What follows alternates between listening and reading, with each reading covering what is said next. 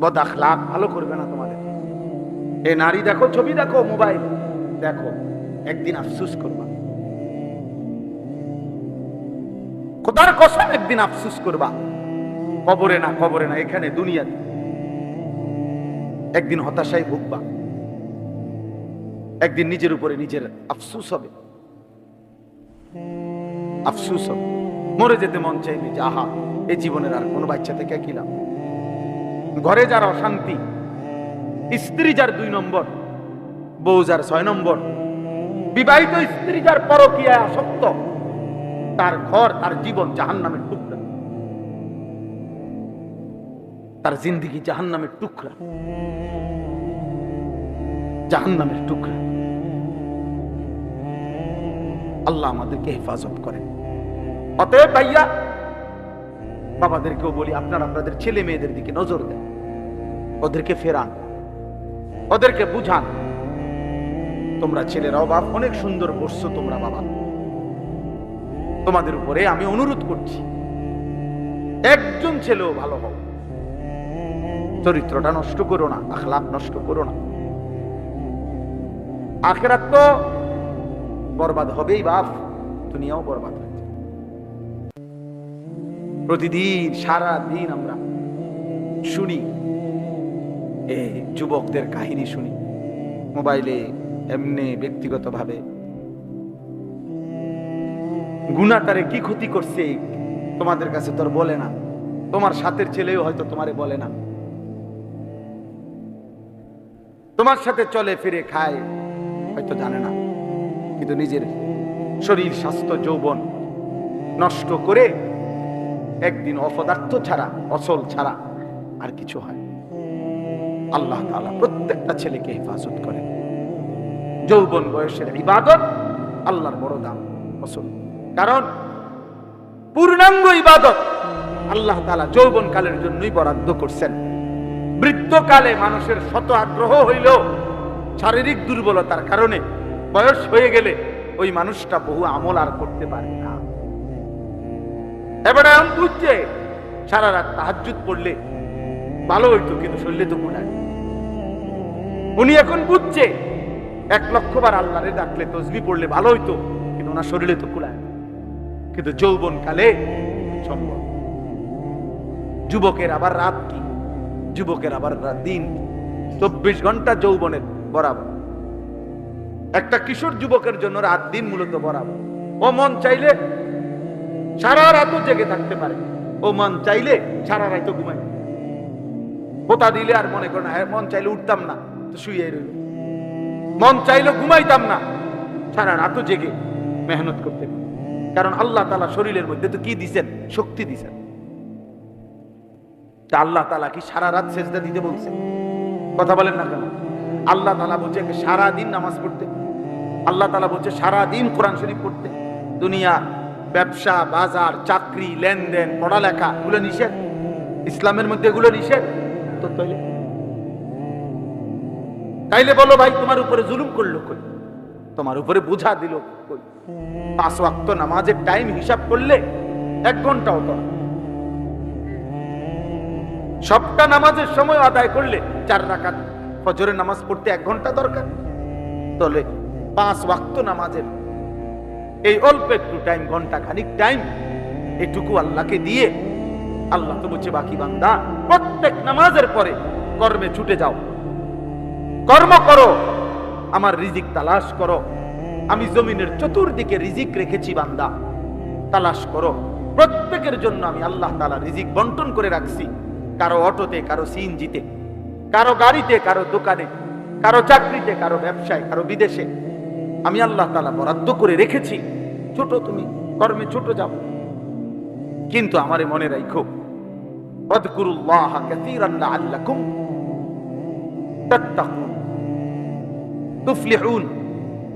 আমারে মনে রাখো বান্দা, যেখানেই থাকো আমি আল্লাহকে স্মরণ রাখো। আজান শুনলে আবার মসজিদে আইসো, আমারে সেজদা দিয়ে যাইও। আল্লাহ বলে, নিশ্চিত তুমি দুনিয়া আখিরাতে সফল হবে, দুনিয়া আখিরাতে সফল হবে। এজন্য এই ইসলাহি মজলিসের মূল ফিকির এটা। এই সকল বক্তার সমস্ত কথার মাকসাদ কমপক্ষে নিজেকে নষ্ট না করো।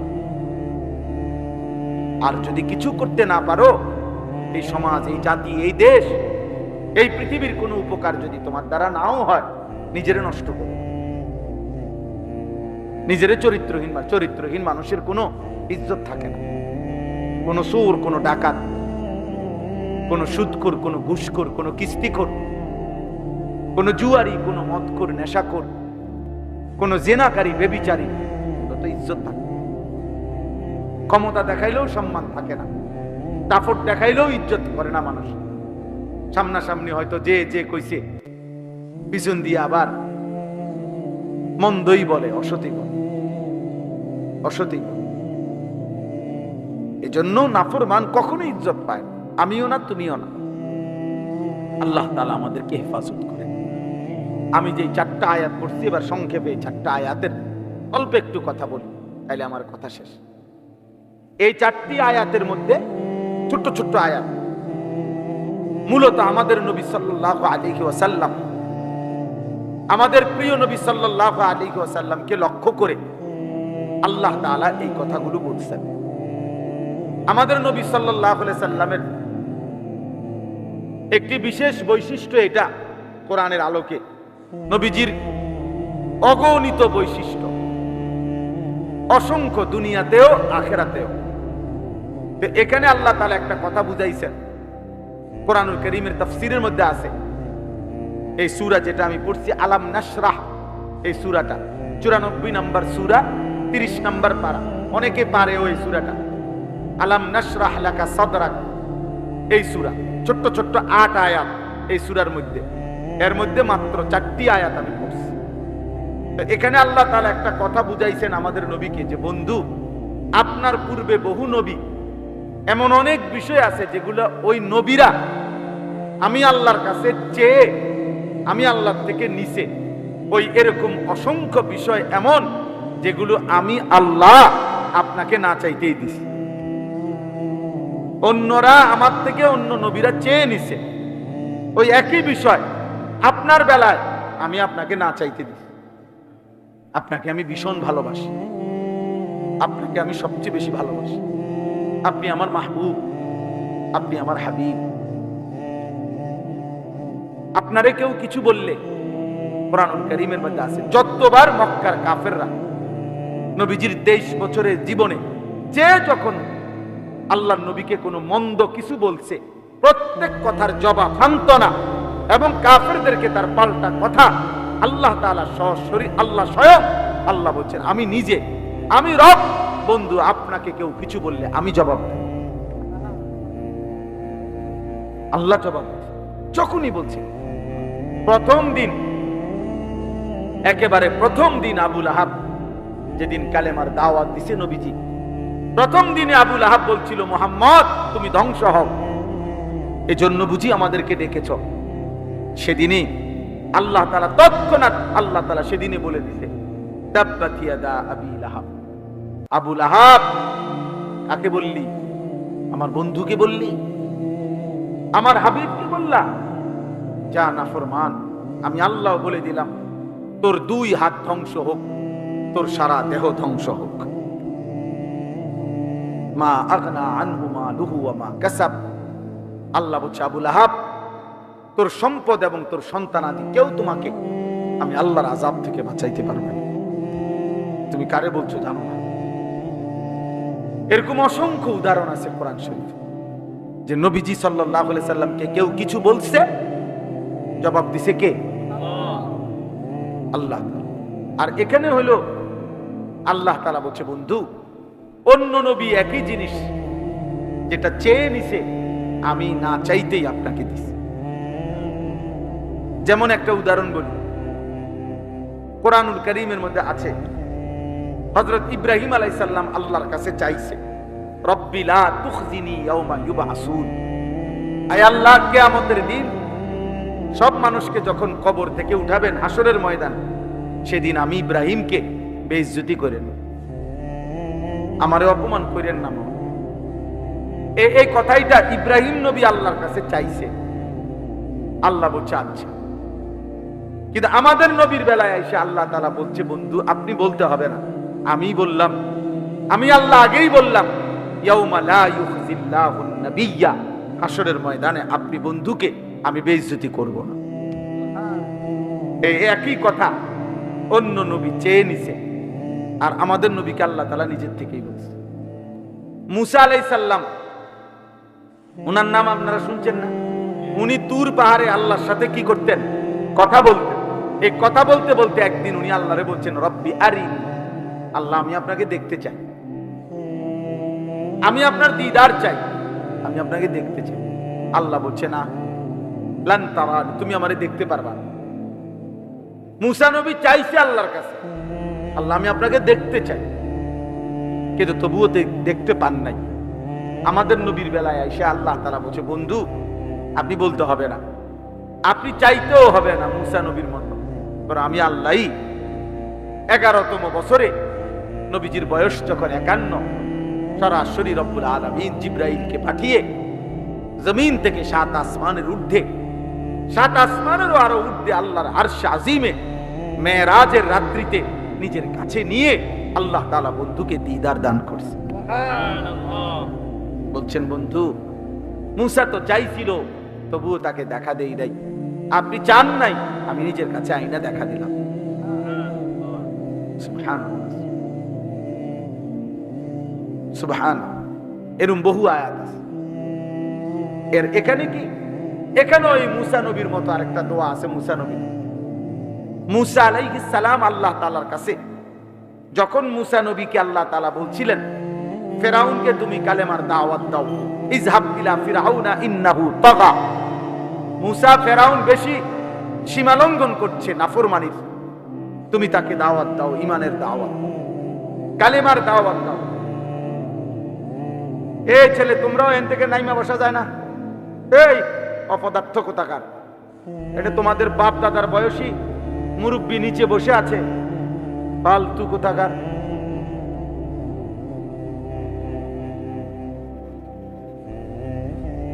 চিন্তা করছেন, মানে জমিদার বইয়া রয়েছে ওটার উপরে, আর তার দাদার বয়সী মুরব্বীরা এখানে বসে। আখলাক ছেড়ে দেওয়া যাবে না। আমি একদিনের জন্য আসছি, একদিনই আমার তবিয়তে নগদ এখনই বলতে হবে, ছেড়ে দিলে হেরে গেলেন।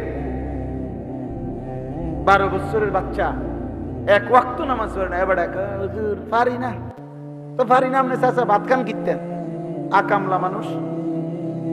একটা বাচ্চা, আপন সন্তানকে আপনি নামাজ পড়াইতে পারেন না, আপনি দুনিয়াতে আসছেন কিনতেন? গোড়ার ঘাস কাটতে নিয়ে আসছেন? আপনি আসছেন দুনিয়া ভাত খাইতেন আর বিল্ডিং করতেন?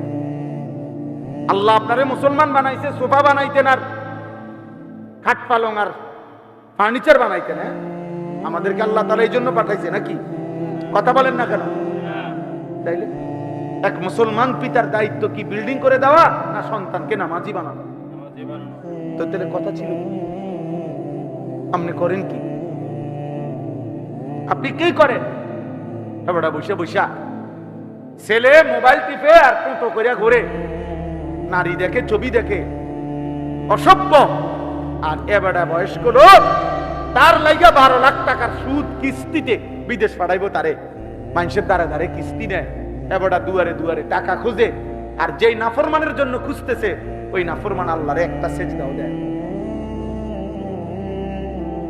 এবারে বাপের দায়িত্ব আদায় করতেছে। আচ্ছা চাচা, বাপ ফুত মিল্লা মনে রাখেন, দুজন হাসরের ময়দানে দাঁড়াবেন, আল্লাহ দুইজনকে জিজ্ঞাসা করবে, বান্দা সন্তানের প্রতি এই কি দায়িত্ব দিছিলাম আমি তোমারে মুসলমান বানাইয়া? কথা ছিল এই, তুমি শুধু বাড়ি করে দিবা, বিয়া করাই দিবা, কিস্তিতে টাকা নিয়া বিদেশ পাঠাই দিবা, এই ছিল দায়িত্ব মুসলিম। তাহলে আপনার ছেলের নামাজের জিম্মাদার কে? আরেক দেশের হুজুর নাকি? বক্তা, মাহফিলের বক্তার দায়িত্ব আপনাদের প্রত্যেকের বাচ্চাকে নামাজি বানায় দেওয়া। এটা তাবিজ, এটা ফু দিলে হবে? এটা মেহনত করতে হবে, এটা মেহনত করতে হবে যথাযথ। ছেড়ে দিলে জীবনও, ফেলে রাখলে অযত্নে অবহেলায় একটা লোহাও যদি মাটির উপরে ফেলে রাখে কয়দিন পরে লোহাও মাটি হয়ে যায়। মাটি লোহা হয় না, কথা বুঝেন না? লোহা আর মাটি যদি ফেলে রাখে একসাথে মাটির উপরে লোহা, তো মাটি কি হবে না, লোহা কি হবে? মাটি হয়ে যাবে। লোহা মাটি হয়ে যাবে। তার মানে ফেলে রাখলে, অযত্নে ছেড়ে দিলে একটা সুন্দর ফুটফুটে ছেলে, মুসলমানের সন্তান একদিন নাফরমান হতে হতে, চরিত্রহীন হতে হতে পচা দুর্গন্ধ ডাস্টবিনের ময়লা হয়ে যায়, জাহান্নামের কীট হয়ে যায়। আল্লাহ হেফাজত করেন। তো বলতেছিলাম, মুসা আলাইহিস সালাম আল্লাহকে বললেন, আল্লাহ ফেরাউনের কাছে আমি যাব, তবে রব্বিশরাহ লি সাদরি, আল্লাহ আমার সিনাটা, আমার বুকটা, আমার কলজাটার মধ্যে এত বড় শাসক ফেরাউন, তার সামনে বলার জন্য যে শক্তি, সাহস, হিম্মত, দৃঢ়তা, ইস্তেকামাত, আপনার কথা, কালেমার কথা, ঈমানের কথা বলার জন্য যা যা দরকার আমার বক্ষ খুলে দেন, আমার অন্তরে সেগুলা ঢেলে দেন। কে চাইছে? মুসা আলাইহিস সালাম। আল্লাহ তাআলা দান করছে। কিন্তু এই একই জিনিস নবীজি সাল্লাল্লাহু আলাইহি সাল্লামের বেলায় 40 বছর বয়সে যখন নবীজি কালেমার দাওয়াত দিবে, তখনও তো মক্কার এই কুরাইশ কাফেররা, এরা সব ক্ষমতাধর, শক্তিশালী। আল্লাহ নবী যখন এদের সামনে ইসলামের দাওয়াত দিবে, তখন নবীজির সিনার মধ্যেও তো ঈমান, ইলম, তাকওয়া, হিম্মত, সাহস, বীরত্ব, যত ধৈর্য, সহ্য, যত নিয়ামত, এগুলো দরকার না? তো উনিও তো চাওয়া দরকার। মুসা নবী যেরকম চাইছে, আমাদের নবীও তো এরকম চাওয়া দরকার না? তা আল্লাহ তাআলা বলছে, না না না বন্ধু, আপনি চাইতে হবে। আপনাকে আমি আল্লাহ নিজেই 23 বছর অনবরত ইসলামের দাওয়াত দিতে গিয়ে যে পরিমাণ শক্তি, সাহস, হিম্মত, ইস্তেকামাত, দৃঢ়তা যা দরকার, আলাম নাশরাহ লাকা সাদরাক, আমি নিজেই আপনার বুক খুলে দিলাম, সব আমি দিয়ে দিলাম, সব আমি দিয়ে দিলাম। আপনাকে আমি বেশি ভালোবাসি। ওরা চেয়ে জানে,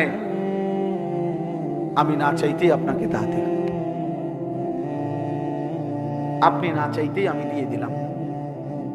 এরপরে আল্লাহ নবী সাল্লাল্লাহু আলাইহি ওয়াসাল্লামকে আল্লাহ তাআলা এটাই জন্য বলেন, আলাম নাশরাহ লাকা সাদরাক। মনে করেন বন্ধু, আপনি তো চাইতেও হয় নাই, আমি কি আপনার বুক, আপনার সিনা, আপনার অন্তর, আত্মা কি খুলে দেই নাই? নবীজিকে আল্লাহ বলেন। এজন্য আল্লাহ নবী সাল্লাল্লাহু আলাইহি সাল্লাম একা যখন মক্কায় কুরাইশদের মোকাবেলায় কালেমার দাওয়াত নিয়ে, এখন কল্পনা করেন, এখন তো এমন হালাত যে আমি একটা কথা বললে, ইসলামের কথা, কোরআনের কথা, বিরোধিতাকারী যদিও অনেক আছে, কিন্তু পক্ষেও তো 2-4 জন পাবো, কথা বলেন না? 2-4-10 জন মানুষ তো পাবো পক্ষে। এখন এরকম হালাত। কিন্তু রাসূলুল্লাহ সাল্লাল্লাহু আলাইহি সাল্লাম কল্পনা করেন, যেদিন তিনি মক্কার জমিনে প্রথম ইসলামের দাওয়াত বলতেছিলেন, শুরু করলেন, সেদিন ওনার ডানে বামে কেউ ছিল না। এক মহান আল্লাহর উপরে ভরসা করে মনে হয় যেন একটা মহাসাগরের উপরে একজন মানুষ দাঁড়ায়, একাই, যার ডানে বামে কেউ নাই, সম্পূর্ণ নতুন, প্রথম একাকী হিম্মত করে আল্লাহর উপরে ভরসা করে নবীজি সাল্লাল্লাহু আলাইহি সাল্লাম কালেমার দাওয়াত শুরু করছেন।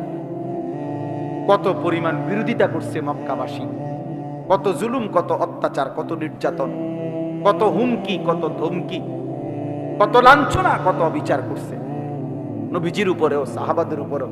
কিন্তু বলেন, আপনারা যে যেটুক ঘটনা শুনছেন নবীর ঘটনা, বলেন কখন শুনছেন যে নবীজি 1 সেকেন্ডের জন্য পিছপা হয়েছেন? 1 ঘন্টার জন্য নবীজি পিছপা হয়েছেন? হন নাই। এই জন্য কিতাবে আছে, মক্কার কুরাইশরা যখন চূড়ান্ত ধমকি দিছে নবীজিকে, হত্যা করবে, মেরে ফেলবে, অথবা বলছে কি দরকার তোমার, কও সাফ কথা, হয় মাইরালামু, হত্যা করবো, আর নাই তো কি লাগবে কও, টাকা লাগবে, সম্পদ কি পরিমাণ, পুরা মক্কার সবচেয়ে বেশি সম্পদ তোমারে দেব, নারী লাগবে, নারী কয় ডজন লাগবে, মহিলা যা লাগে দেব, ক্ষমতা দরকার, পুরা মক্কার ক্ষমতা তোমার হাতে দিলাম, তারপরও তুমি এগুলা বলবা। এক মানুষ পৃথিবীতে এই তিন জিনিসের প্রতি সবচেয়ে বেশি লোভী: সম্পদ, নারী, ক্ষমতা। বলেন, ভেবে দেখেন, মানুষের প্রচন্ড লোভ কিসের প্রতি? এই তিন। সম্পদ চায়, নারী চায়, আর কি? ক্ষমতা। ক্ষমতা 8 বার ফেল করছে মানুষ, হয়তো আল্লাহ দোয়া করছে 8 দাঁড়াইয়েন না, কোন এবার শেষ শেষ। আর 4 শতক জমি আছে, আল্লাহর উপর ভরসা করে শেষ বেচাটা দিয়ে লাগে জমিটা। এই 4 শতক বেচা একেবারে শেষ শেষ। এবারে শেষ মেম্বরি দাঁড়াইলাম, এবারে শেষ চেয়ারম্যানই দাঁড়াইলাম। এমন মানুষ নাই? লোভে তারে ছাড়ে না। ক্ষমতা, ক্ষমতা, ক্ষমতা। এ নারী, সম্পদ, ক্ষমতা। মক্কাবাসী নবীজিকে 3টার অফারে দিছে, 3টাই পূর্ণ দেব মুহাম্মদ, ছেড়ে দাও। আল্লাহ নবী সাল্লাল্লাহু আলাইহি সাল্লাম বলছেন কি? কিতাবের মধ্যে আছে, বলছে মক্কাবাসী শোনো, তোমরা যদি আমার ডান হাতে আসমানের ওই সূর্যটা এনে দাও, বাম হাতে যদি চাঁদ এনে দাও, আর আমারে যদি বলো আমার এই কালেমার দাওয়াত ছেড়ে দিতে, খোদার কসম আমি 1 মিনিটের জন্য ছাড়ব। ওয়াল্লাহি লা ওয়াদাতুমুশ শামসা ফি ইয়ামিনি ওয়াল কামারা ফি ইয়াসারি ওয়া আমারতুম আন আতরুকা হাদিহি দাওয়া লান আতরুকা। ছাড়ব না। আচ্ছা, এটা দ্বারা একটা কথা কি বুঝছেন? যদি সূর্য এনে দাও ডান হাতে, বাম হাতে যদি চাঁদ এনে দাও, অর্থ হইল, আমার যেটা বুঝারি অর্থ হইল, রাত্র দিন যদি পুরাটাও 24 ঘন্টা, দিনে সূর্য রাতে চাঁদ, তো 24 ঘন্টার মালিকানাও যদি আমার হাতে দিয়ে দাও, আর বিনিময়ে যদি বলো আমারে কালেমার দাওয়াত ছেড়ে দিতে, আমি ছাড়ব। আলাম নাশরাহ লাকা সাদরাক। আল্লাহ বলছে, বন্ধু আপনার বুক, আপনার সিনা আল্লাহর জন্য, দ্বীনের জন্য, কালেমার জন্য, আখিরাতের জন্য, ইসলামের জন্য, মানুষকে ফেরাবার জন্য যা মজবুত হিম্মত, সাহস, শক্তি দরকার, আমি সব কিছু আপনার কলিজায় দিয়ে দিয়েছি। আমার বন্ধু, এবার আমি একটা কথা শুধু বলতে চাই। নবীজি সাল্লাল্লাহু আলাইহি সাল্লামের এই আয়াতের দ্বিতীয় আরেকটা অর্থ আছে। আল্লাহ তাআলা বলছেন, বন্ধু সিনা চাক আমাদের নবী সাল্লাল্লাহু আলাইহি সাল্লামের ভেতর অন্তরাত্মা পবিত্র করার জন্য। কিছু তো নাই এমনি, তবু আল্লাহ তাআলা 4 বার ফেরেশতার মাধ্যমে আল্লাহ তাআলা জান্নাতি পানি দ্বারা আল্লাহ নবী সাল্লাল্লাহু আলাইহি সাল্লামের পবিত্র অন্তরকে ধুয়ে দিয়েছেন। কয়বার? 4। যে অন্তরে কোনো কালিমা নাই, যে অন্তরে কোনো গুনাহ নাই, যে অন্তরে কোনো পাপ নাই, সেই নিষ্পাপ নিষ্কলুষ পবিত্র অন্তরকেও খুদ আল্লাহ তাআলা 4 বার জান্নাতি পানি দিয়ে, হাউজে কাউসার কিংবা জমজম পানি দিয়ে ধুয়ে দিয়েছেন। সেই আল্লাহ বন্ধুকে এভাবে ধুয়ে দিয়েছেন। এবার বলেন, আমাদের যে অন্তর, এই অন্তরের মধ্যে গুনাহ কি পরিমাণ, পাপ কি পরিমাণ, নেকি কি পরিমাণ। তাহলে সেই হিসাবে চিন্তা করলে এখান থেকে সবক আমরা প্রত্যেকের উচিত আমাদের অন্তর পবিত্র করার জন্য, অন্তরকে গুনাহ থেকে মুক্ত করার জন্য আল্লাহ ওয়ালা হক্কানি আলেমে দ্বীন ওলামায়ে কেরামের সোহবতে সান্নিধ্যে আসা যাওয়া করা, ওনাদের থেকে দ্বীন শেখা, আল্লাহর কোরআন, রাসূলের সুন্নাহ, ইসলাম মানা, এর মাধ্যমে দিলকে পবিত্র করার চেষ্টা করা। নাই তো হবে।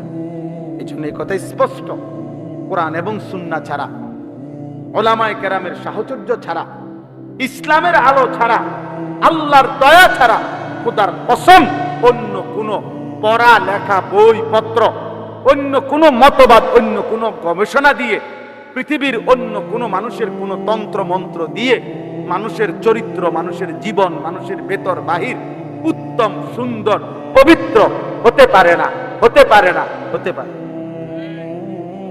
পবিত্র মানুষ যদি কেউ হতে হয়, সে শুধুই কোরআন দ্বারা, পবিত্র মানুষ যদি হতে হয়, সে শুধুই রসুলের সুন্নাহ দ্বারা, নবীর একটা একটা সুন্নাতের দ্বারা, নবীজির অনুসরণের দ্বারা, ওলামায়ে কেরামের সাহচর্য দ্বারা, কোরআন সুন্নাহর আলো দ্বারা। এজন্য যারা তাদের সন্তানকে দিন শিখান নাই, আখিরাত শিখান নাই, আল্লাহর কোরআন শিখান নাই, রসুলের সুন্নাহ শিখান নাই, উত্তম মানুষ বানাইতে পারেন পারবেন? ভাত খাইতেন পারবেন? এক বয়স আমনে খাওয়াইছেন ফুতেরে, আরেক বয়স হাতে আমনে খাওয়াই, এই আরই। আপেল মালটা খাইবেন আর কি, ভাত তরকারি খাইবেন আর চা বন খাইবেন আর কি। আখেরাত হবে নিজের এবং সন্তানের আখেরাত, পরকাল আল্লাহর কোরআনের, রসুলের সুন্নাহর, আল্লাহ রসুলকে মানার। অতএব আজকে এটাই বললাম, নবীজি সাল্লাল্লাহু আলাইহি সাল্লামের একটা একটা সুন্নাতের উপরে আমল করেন, দিন শিখেন, বুড়া মানুষও শিখেন, জওয়ান মানুষও শিখেন। স্কুলে যারা পড়ো ভাই, তোমরাও দিন শিখো, ইয়া তাহলে উত্তম মানুষ হইতে পারবা, ভাত খাইতে পারবা, উপার্জন করতে পারবা। পবিত্র মানুষ, খোদার কসম, উত্তম আখলাক কোরআন বিহীন হয়, সুন্নাহ বিহীন হয়। শুদ্ধ কথা বললেই উত্তম মানুষ।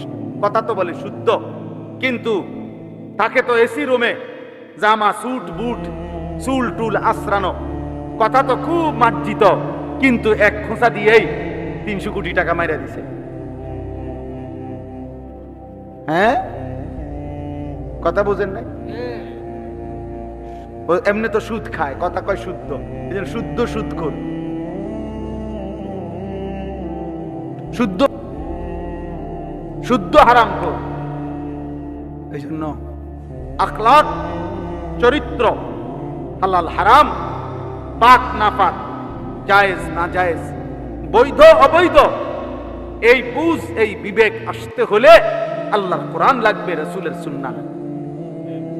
এটাই সমাধান, এটাই চূড়ান্ত কথা, এটাই শেষ কথা, এটা ফাইনাল কথা। এটার থেকে যে বঞ্চিত সেই মাহরুম, সেই মাহরুম। এই জন্য প্রত্যেক যে কয়জন বাবা ভাই বসছেন, আল্লাহকে ভালোবাসেন, নবী সাল্লাল্লাহু আলাইহি সাল্লামকে ভালোবাসেন, আলেমদের থেকে, ইমাম সাহেবদের কাছ থেকে একটা একটা সুন্নাত শিখেন, একটা একটা সুন্নাত। কত মুসলমান আমরা, আমরা প্রত্যেকেই এখানে আপনার ব্রাশ এবং টুথপেস্ট চিনেন না বা ব্যবহার করেন না, চিনেন না, এমন কোন ভাগ্যবান আছেননি বলেন তো? পাইবেন এনে একজন? সবাই চিন। কিন্তু আপনি জিজ্ঞাসা করেন যে 40 বছর, 60 বছর, 30 বছর যে মেসওয়াক করছেন কত বছরে, বলতেও পারে। অসংখ্য মুসলমান চিনেও না, বলতেও পারবে না 60 বছরের ভিতরে কোনদিন মেসওয়াক, অথচ এটা নবীজির সুন্নাহ। তাহলে মেসওয়াক চিনলেনও না, ব্রাশের কথা ভুললেনও না, হাসরের ময়দানে কেমনে দাঁড়াই? দস্তরখান চিনেনও না, ডাইনিং টেবিল বলেন না, কারণটা কি? ঠেলাওয়ালা দিন মজুরু মনে করে একটা ডাইনিং টেবিল লাগবে, নইলে ইজ্জত থাকবে না। তাহলে দুনিয়া চিনলেন, আখিরাত চিনলেন না কেন? নবীজির সুন্নাত চিনলেন না কেন? এজন্য দয়া করে ফিকির করে ভাবতে শিখে। ছেলেরা, বাপ তোমাদেরকেও বলি, বাবা, নিজের চরিত্র বড় সম্পদ।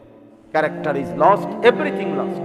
ইংরেজিতে আমরা ছোটবেলায় প্রাইমারি থাকতে পড়ছি, যার চরিত্র নাই তার কিছুই নাই, তার কিছুই নাই, তার কিছুই নাই, তার কিছুই নাই। আল্লাহ তাআলা শেষ কথা হলো, আল্লাহ বলেন ওয়াদা'না আনকা বিজরাক। আল্লাহ বলছে, বন্ধু, উম্মতের চিন্তায়, মানুষের পরিবর্তনের পেরেশানিতে, মানুষগুলো কিভাবে আল্লাহ চিনবে, আখিরাত চিনবে, এই চিন্তা, অস্থিরতা, টেনশন আপনার কোমর বাঁকা করে দিছিল। আল্লাযী আনকাদা যাহরাক, আপনার পিঠ বাঁকা করে ফেলছিল মানুষের চিন্তায় চিন্তায়। আমি আল্লাহ তাআলা আপনার সেই চিন্তা দূর করে দিয়েছি, আপনাকে পরিপূর্ণভাবে কোরআন এবং আমার যত দিক নির্দেশনা সব দিয়ে আপনাকে আমি মেহনত করতে বলে দিয়েছি। এবার আপনি যথাযথ ধারায় মেহনত করেছেন, মাত্র 23 বছরে সারা আলমে কালেমার পতাকা উড়ে গেছে। পৃথিবী জেনে গেছে ইসলামের কথা, কোরআনের কথা, কোরআনের কথা। আপনি ভাবতেছিলেন কি করবেন, আমি আল্লাহ তাআলা সব আপনাকে বলে দিছি, সব আপনাকে দেখাই, সব আপনাকে দেখাই। সর্বশেষ কথা হলো ওয়ারাফা'না লাকা যিকরাক। আল্লাহ বলছে বন্ধু কিয়ামত পর্যন্ত নয়, অনন্তকালের জন্য আমি আল্লাহ আপনার স্মরণ, আপনার মর্যাদা, আপনার শ্রেষ্ঠত্ব আমি আল্লাহ সব কিছুর ঊর্ধ্বে তুলে দিয়েছি। আমি আল্লাহর পরে আমার গোটা মাখলুকাতের উপরে আপনি মুহাম্মদ আরবির সম্মান। বাদাস খুদা বুজুর্গ তুই কিসায়ে মুখতাসার, আমি সম্মান আপনার উচ্চ মর্যাদা উঠিয়ে দিয়েছি। এজন্য হাদিসের মধ্যে আছে, তাফসীরের মধ্যে আছে, আল্লাহ তাআলা নিজে বলছে এই আয়াতের তাফসীরে, ইজা যুকিরতু যুকিরতা মাই। আল্লাহ তাআলা নিজে বলছে বন্ধু আমি আপনার সম্মান এভাবে বললাম যে পৃথিবীতে এই সৃষ্টিতে ইজা যুকিরতু যুকিরতা মাই, আমি যদি আলোচিত হই, অর্থাৎ আমার নাম যদি আলোচনা হয় যেখানেই যখনই, তো আমি বন্ধু ওয়াদা দিলাম আপনার নামও আলোচনা হয় কিনা বলেন? বলেন আজান যখন দেয় তখন আল্লাহর কথা বললে নবীজির কথা বলেনি? আশহাদু আল্লা ইলাহা ইল্লাল্লাহ, এরপরে হলো হাইয়া আলাস সালাহ, এরপরে এটা তো গীতা উম্মাহ বলে না কেন? হাইয়া আলাস সালাহ যত সুদ দিয়েই কক, এরপরে সার্কিট থাকবনি মুয়াজ্জিনে। কেন আল্লাহর কথা বললা, বন্ধুর কথা বললা না কেন? আশহাদু আন্না মুহাম্মাদার রাসূলুল্লাহ বলতে হবে কিনা? এবার মুয়াজ্জিন একামত দিচ্ছে, একামতের মধ্যে দেখেন আল্লাহর নাম যখন বলে রাসূলের নাম বলে কিনা, বলতে হবে কিনা বলেন? না তো একামত হবে তো। এবার নামাজে দাঁড়াইছে, তো নামাজের শুরু থেকে আল্লাহর জন্য বলতে বলতে বলতে বলতে সুবহানাকাল্লাহুম্মা আলহামদুলিল্লাহ সূরা, আরো সূরা সুবহানা রাব্বিয়াল আযীম, সুবহানা রাব্বিয়াল আ'লা, আত-তাহিয়াতু লিল্লাহ, সব আল্লাহর জন্য বলতে বলতে এখন আল্লাহুম্মা ইন্নী যালামতু নাফসি। জি না রাখো, হইছে না? মাঝখানে কি বলতে হবে? বন্ধুর কথা বলতে হবে, বন্ধুর কথা বলতে। আল্লাহুম্মা সাল্লি আলা মুহাম্মাদ ওয়া আলা আলি মুহাম্মাদ। তাহলে আল্লাহ যেন বললেন বন্ধু নামাজেও দেখেন আমার আলোচনার পরে আপনার আলোচনা, আজানেও দেখেন বন্ধু আমার আলোচনার সাথে আপনার আলোচনা, একামতেও দেখেন আমার আলোচনার সাথে আপনার আলোচনা। এভাবেই যদি দুনিয়া শেষ হয়, এবার আল্লাহ বলে বন্ধু দেখেন এবার মাটির উপরে তো বললাম সব জায়গায় আমি আপনার আলোচনা বরাবর চলছে, এবার কবরে দেখেন, এবার মাটির নিচে তাকিয়ে দেখেন বন্ধু ওই যে দেখেন কবরে ফেরেশতা প্রশ্ন করছে, দেখেন শুনেন তো কি বলে, মান রব্বুক ওয়া মা দীনুক। শেষ? না না না না না, ওমান হাদাল্লাযী বুইসা ফীকুম। বন্ধুকে দেখিয়ে ফেরেশতা বলবে বলো তো ইনি কে যাকে তোমাদের কাছে পাঠানো হয়েছিল। আল্লাহ বলেন বন্ধু জমিনের উপরেও আমি, যেখানেই আলোচিত আপনিও আলোচনা। মাটির নিচেও তাকিয়ে দেখেন কবরে প্রতি ঘন্টা মিনিট সেকেন্ড প্রতি ক্ষণে আপনার আলোচনা, আমারও আলোচনা, আমারও আলোচনা। তাইলে সাত আসমানে আরশে আজিম, আরে হাসরের ময়দানে সেখানে নবীজির আলোচনা হবে কিনা বলেন না কেন? নয়তো সুপারিশ করবে কে? সুপারিশের জন্য মানুষ খুঁজবে কাকে? তিনি তো গোটা হাসরের মাঠ যখন বলবে ইয়া রব্বি নাফসি নাফসি, একজনই কেবল বলবে ইয়া রব্বি উম্মতি উম্মতি। সব নবী, সব আম্বিয়া, সব আউলিয়া, সব মানুষ তখন খুঁজবে হায় ইনি কে, ওই একজন কে যেন সবাই বলে যা তিনি বলে তার ভিন্নটা, ওনারে তালাশ করো। আজকে সুপারিশ যদি কেউ করতে পারে তিনি করতে পারবে, কিছু বললে তিনি বলবে। তিনি কে? মুহাম্মাদুর রাসূল সাল্লাল্লাহু আলাইহি ওয়াসাল্লাম। আল্লাহর নবী বলছেন, আনা আউয়ালু শাফিঈন, উম্মত শুনো, কিয়ামতের দিন আমি মুহাম্মদই সর্বপ্রথম আল্লাহর কাছে সুপারিশ করব। আনা আউয়ালু মুশাফফাইন, সর্বপ্রথম আল্লাহ আমার সুপারিশ শুনবেন, গ্রহণ করবেন। আনা আউয়ালু খাতীবুহুম ইযা উনসিতু, নবীজি বলেন উম্মত কিয়ামতের ময়দানে সব যখন চুপ থাকবে, আল্লাহর সামনে কথা বলার কারো যখন কোনো সাহস হবে না, আমি মুহাম্মদই সর্বপ্রথম আমার রবের সাথে কথা বলবো। আনা আউয়ালু মান ইয়াসজুদু, হাসরের ময়দানে প্রথম সেজদা আল্লাহকে আমি মুহাম্মদ দেব। আমার আল্লাহর সামনে প্রথম চোখের পানি আমি ফেলবো, আমার আল্লাহর প্রশংসার বাক্য প্রথম আমি বলবো। আনা আউয়ালু মান ইয়াকরাউ বাবাল জান্নাহ, আমি সর্বপ্রথম জান্নাতের দরজার কড়া নাড়ব। ফেরেশতা ভেতর থেকে বলবে, মান, আপনি কে? আমি বলবো মুহাম্মদ। ফাফুতিহাল বাব, ফেরেশতা দরজা খুলে দিবেন আর বলবেন, আনতাজিরু লাক, আমি তো আপনারই অপেক্ষা করছি না,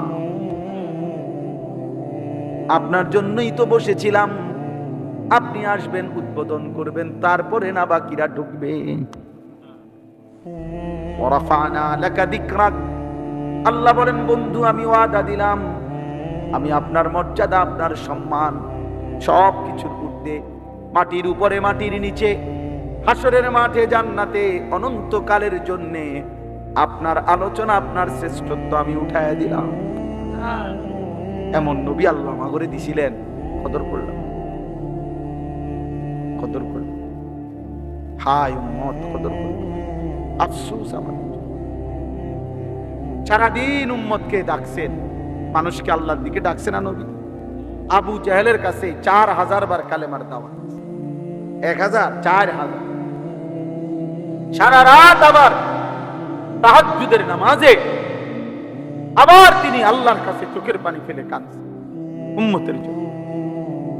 উম্মতের সারাদিন ডাকছে, আবার সারা রাত চোখের পানি ফেলে, হাত্তা তাওয়াররামাত কাদামাহু।